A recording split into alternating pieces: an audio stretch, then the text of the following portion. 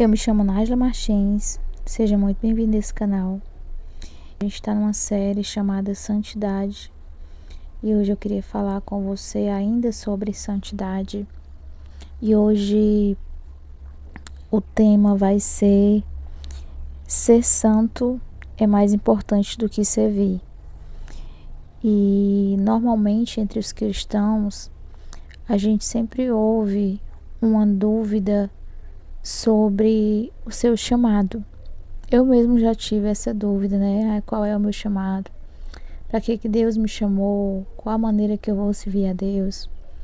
E com o tempo eu fui entendendo e aprendendo que o primeiro chamado que Deus tem para minha vida não é servir, mas é ser, né? Ser parecida com Ele, ser santa, conhecê-lo, desenvolver um caráter semelhante ao seu.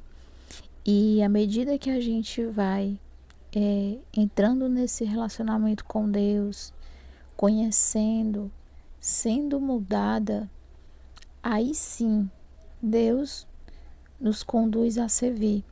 Porque Deus, ele sempre vai estar mais preocupado com o meu caráter, com a minha conduta. Ele sempre vai estar mais interessado em quem eu posso ser e não no que eu venha fazer. E normalmente a gente associa o chamado a um convite para servir, mas a verdade é que Deus nos chamou para primeiro ser antes do fazer. Muitas vezes a gente reduz o chamado divino a uma tarefa e aí a gente acaba negligenciando ter um caráter semelhante ao de Cristo. E por muitas vezes eu vi na igreja em que eu congregava pessoas que aceitavam Jesus e 1 mês, 2 meses, ela já estava ali no altar, ou dando uma saudação, ou até mesmo levando uma palavra, porque às vezes tinha se reconciliado. Quando você tem mais maturidade, você sabe que aquela pessoa precisa passar por um processo de libertação, né? De conhecer a palavra, até para poder trazer a palavra de Deus com clareza. E eu acredito que isso fica evidente nos dias de hoje, com tantos escândalos, com pessoas que muitas vezes nem não estão prontas, mas são colocadas ali. Agora recente eu sei de um caso de uma pessoa que se converteu há pouco tempo e já colocaram no altar. E aí a pessoa voltou para um relacionamento antigo e hoje está com essa pessoa, mas não se casaram. E essas pessoas, quando elas passam a estar ali no altar, elas passam a ser uma referência, né? E que tipo de referência a gente está trazendo para a igreja de hoje, quando a gente não permite que essas pessoas amadureçam, mas simplesmente já colocam ela ali no altar para pregar, para louvar e etc., sem elas ao menos terem amadurecido. E eu acredito que Deus, não só eu acredito, mas como a Bíblia toda, ela vai deixar bem claro que antes de Deus chamar os seus, ele prepara. O próprio Jesus é a prova disso. É Jesus que era filho de Deus, que era santo, que não teve pecado. Ele teve que passar por todo um processo, né? Ele cresceu, foi educado pelos seus pais, começou a ir para o templo. E só depois de 3 anos, não me falha a memória, foi que ele começou com o seu ministério, né? E olha que era Jesus. Imagina nós, eu e você. E a gente vê uma falha, né, de muitas igrejas nesse quesito. Eu queria ler um texto aqui da Bíblia, para não ficar só nas minhas palavras, que diz assim, Romanos capítulo 1,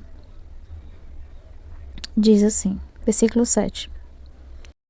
A todos que em Roma são amados de Deus e chamados para serem santos. Quer dizer, o nosso chamado é para ser santo. Primeiramente a gente precisa ser santo, né? Ser íntegro, ser transformado, ser liberto, para que a gente possa começar a servir a Cristo. E a gente vê a prova disso os discípulos. Os discípulos andaram ali durante aquele período com Jesus, e à medida que eles andavam, eles eram ensinados, né? Ensinados a servir, ensinados a amar, ensinados a perdoar.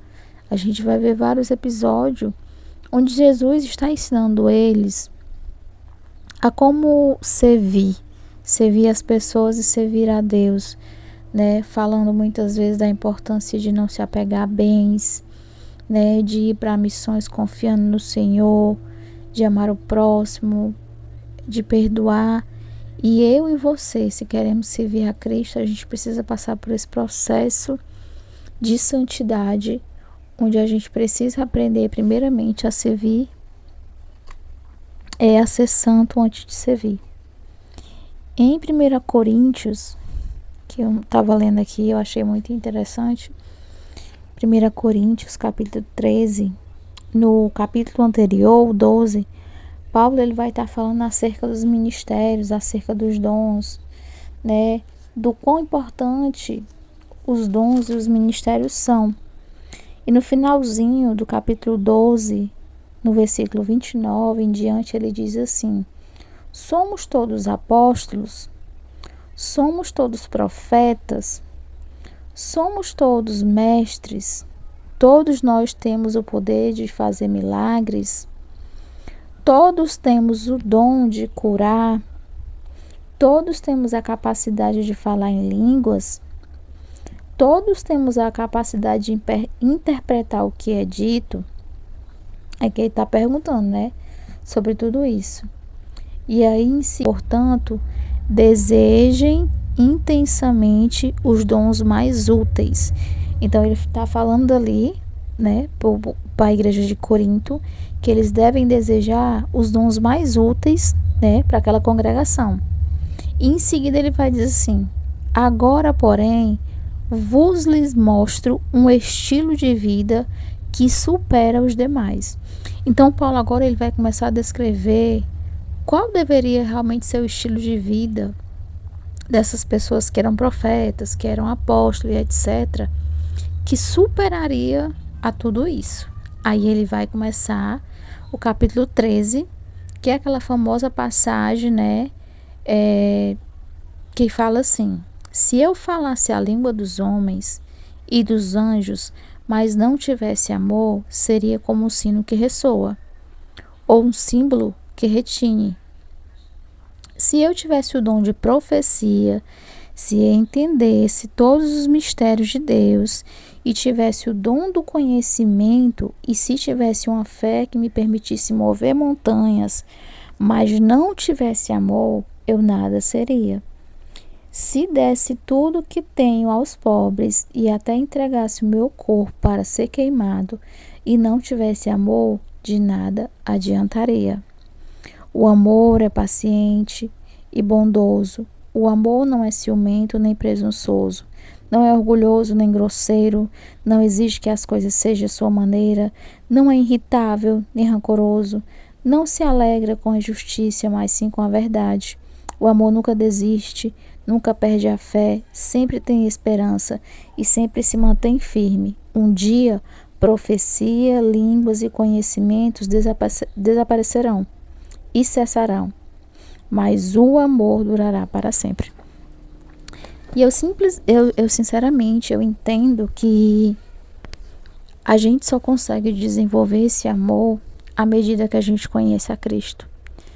E que a gente pode até servir a Deus, sabe, de várias maneiras, como ele cita aqui: apóstolo, profecia, conhecimento, falar em línguas e etc.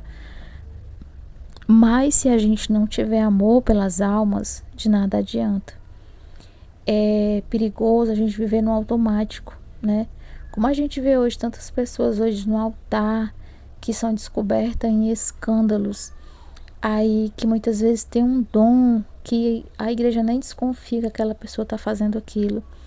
Aí eu te pergunto, será que o servir realmente está acima de amar a Deus, né? De viver em santidade? Claro e evidente que não. Então, que o nosso coração esteja, como é que eu posso dizer, empenhado em buscar conhecer a Deus, em amar a Deus, em viver em santidade, porque à medida que a gente conhecer a Cristo, à medida que a gente amar a presença dEle, se vir a Cristo, vai ser algo natural e com certeza feito com amor, e não só para agradar homens, e não só por status, e não só para aparecer, que eu creio sim que tem muitas pessoas que servem a Deus por amor, que servem a Deus porque amam vidas, mas infelizmente nesse meio também tem muitos que usam do serviço, que usam do dom para status, né? E eu acredito que quando a gente prioriza a santidade, quando a gente prioriza Deus, o serviço não vai ser algo que a gente quer acima de qualquer coisa. A gente vai estar preocupado mais em agradar a Deus, né, em servir a Deus, do que simplesmente aparecer. E é sobre isso que eu queria conversar hoje, né, e eu tenho orado a Deus para que eu me torne também uma pessoa que ame a Ele primeiramente do que as obras, né? Que Ele me ensine a viver em santidade, que Ele me torne melhor a cada dia, para que eu sirva a Ele por amor, né? E em santidade, não por interesse. E que esse seja o desejo do seu coração também. Se você ouviu até aqui, que você possa se inscrever. Se você gostou do conteúdo, claro. Se inscrever, deixar um like, deixar um comentário, para que esse vídeo possa chegar a outras pessoas. E é isso, que Deus abençoe sua vida, que Deus derrame favor do céu sobre você e que você seja santo, que eu seja santa e que a gente sirva a Deus pelo que Ele é e não pelo que Ele pode nos dar. Amém?